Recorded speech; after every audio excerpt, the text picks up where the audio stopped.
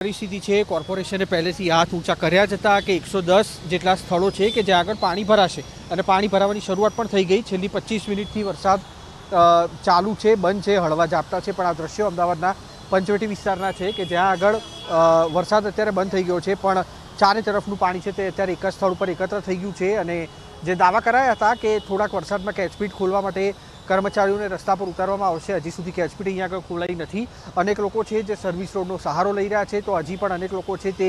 વિમાસણમાં મુકાયેલા છે કે આ પાણીમાંથી પસાર કેવી રીતના થવું, કેચપીટ ઉપરનો કચરો છે તે હટાવવામાં આવે તો પાણી ઓસરી શકે। પણ કોર્પોરેશન કે જે દર વર્ષના ચોમાસામાંથી એક પણ બોટપાટ લેતું નથી। આ સામેના દ્રશ્યો જુઓ, પંચવટી સેન્ટર પોઈન્ટ આગળના અને તેની સામેના કે જ્યાં આગળ કેચપીટ ખોલવા માટે એક વ્યક્તિ અહીંયા આગળ પહોંચ્યો છે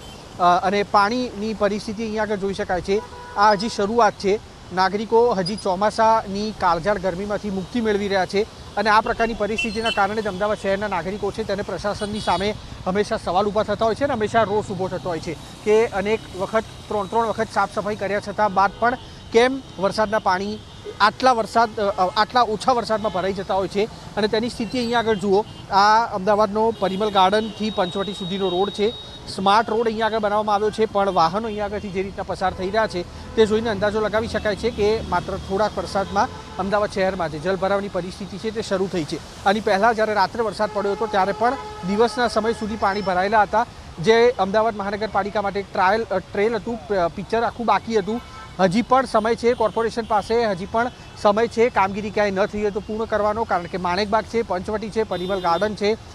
હેલ્મેટ ચાર રસ્તા જેવા વિસ્તારો છે કે જ્યાં આગળ પાણી ભરાવાની પરિસ્થિતિ સર્જાતી હોય છે અને તે પરિસ્થિતિ આ વખતે પણ જોવા મળી છે। તે ચારે સીવર વોટર લાઇનના કામ કરવામાં આવ્યા હોય કે 38 થી 40 હજાર